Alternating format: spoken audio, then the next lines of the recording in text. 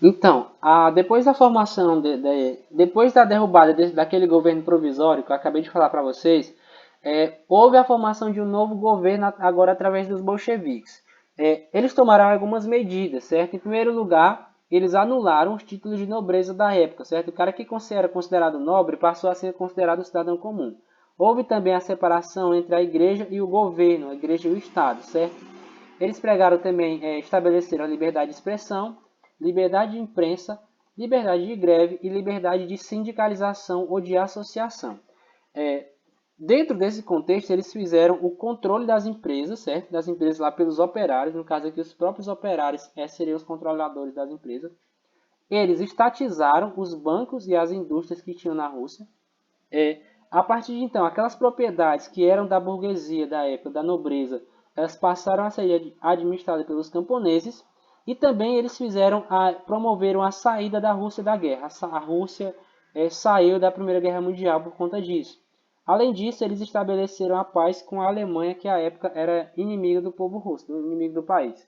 É, Depois que houve essa revolução por parte dos bolcheviques, a Rússia ela depois desse conflito, a Rússia entrou numa guerra civil, certo? Porque tinha uma galera que pregava a manutenção do Nicolau II e tinha a galera que pregava o fim da monarquia, certo? E aí, por conta dessas discordâncias, o país entrou numa guerra, num conflito interno, certo? Entre os revolucionários e entre aqueles que pregavam a volta do Nicolau II, certo? Dentro desse contexto, o exército russo, através dos revolucionários bolcheviques, eles criaram o chamado comunismo de guerra, que é o seguinte: se você tinha uma determinada plantação, você tinha que socializar essas plantações e a sua colheita com o exército para que o exército pudesse ali se alimentar e continuar lutando pelo país. Isso é o chamado comunismo de guerra da época. A situação da Rússia no contexto. Qual era o contexto aqui dentro desse contexto da guerra civil? Os milhões de mortes, a fome e a produção russa estava estagnada por conta disso. Dentro desse contexto aí, depois da Guerra Civil, foi adotada uma nova política econômica, certo? No ano de março de 1921. O que aconteceu? Eles fizeram aí um recuo ao sistema capitalista e eles adotaram algumas coisas do sistema capitalista com o objetivo posterior de consolidar o socialismo, certo? Dizia-se que eram dois passos, um passo para trás para dar depois cinco passos para frente, a expressão que eles usavam na época. Não houve abertura política, no entanto, certo? Não houve abertura política. O poder ele continuou, ele esteve na mão do Partido Comunista, certo? Aquele governo, os bolcheviques que formaram o partido, eles depois mudaram o nome para Partido Comunista, certo? No ano de 1924, foi criada a União das Repúblicas Socialistas Soviéticas, certo? Depois, quando vocês estiverem lendo sobre Guerra Fria, vocês vão aprender um pouco mais sobre isso, que é conhecida como o RSS. O governo ele ficou no controle do Conselho dos Comissários do Povo, ou seja, o governo comunista, no caso. E esse Conselho de Comissários do Povo era uma espécie de ministério na época. Havia ainda o Supremo Soviético, que era outro órgão que representava os sovietes urbanos e os sovietes rurais, ou seja, um órgão que representava os trabalhadores urbanos e os trabalhadores rurais. O Supremo Soviético ele era supervisionado pelo Partido Comunista da União Soviética, então, na prática, o órgão que tinha mais poder dentro da União Soviética nesse período era o Partido Comunista, certo? No ano de 1924, o principal revolucionário aí russo da época, o Vladimir Lenin, ele morreu, certo? Ele faleceu. E aí, dentro desse contexto, o controle do processo revolucionário continuou, foi disputado durante algum período por dois caras, por um militar chamado Stalin e pelo Leon Trotsky, tá bom? O Joseph Stalin e o Leon Trotsky. Então esses caras começaram a disputar o controle do poder e aí o Stalin assumiu aí o controle do processo revolucionário e assumiu o governo da União Soviética, certo?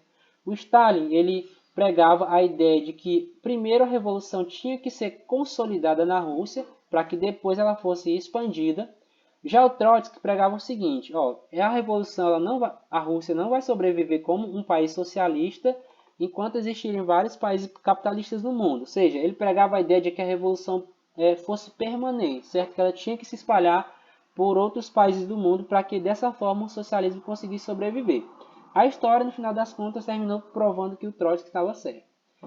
Ainda, a gente tem dentro desse contexto aqui o período stalinista, certo? O Stalin, ele obteve o controle do governo russo, ele perseguiu o Trotsky morreu no México por espiões da KGB, e aí houve o governo do Stalin, certo? Que durou até o ano de 1953, de 24 a 53. A partir do ano de 1928, ele realizou a coletivização forçada do campo, certo? As pessoas que tinham plantações, que eram donos de grandes propriedades, ele meio que tomou essas propriedades e essas propriedades passaram a ser do governo, digamos assim. Houve o processo de planificação da economia através dos chamados planos quinquenais, né? O que eram esses planos quinquenais? Eram planos que eles faziam para a Rússia, metas para melhorar a economia em 5 anos, né? A cada 5 anos eles faziam uma meta diferente para tentar melhorar a economia russa. No começo, ele priorizou a indústria e o setor de mineração, ou seja, o setor de energia, e depois ele expandiu esse processo de melhoramento para outros setores. As terras da época, as terras elas foram divididas em sovkhozes, que eram terras do Estado, ou seja, terras do governo, e os kolkhozes, que eram fazendas cooperativas, certo? Em que os trabalhadores trabalhavam de forma conjunta. Então as terras foram divididas dessa forma. O Stalin ele terminou assumindo uma posição meio que autoritária, lá, uma posição meio que ditatorial, e essa posição que o Stalin assumiu, ela meio que contrariou os ideais socialistas da época, porque o socialismo pregava a ideia de igualdade de uma plena democracia. E no final das contas, o Stalin terminou contrariando esses ideais. A Revolução Socialista ela terminou tendo repercussões no mundo todo. Diversos países do mundo foram de alguma forma influenciados por conta desse processo da Revolução Socialista, certo? Alguns países chegaram a se tornar socialistas, inclusive.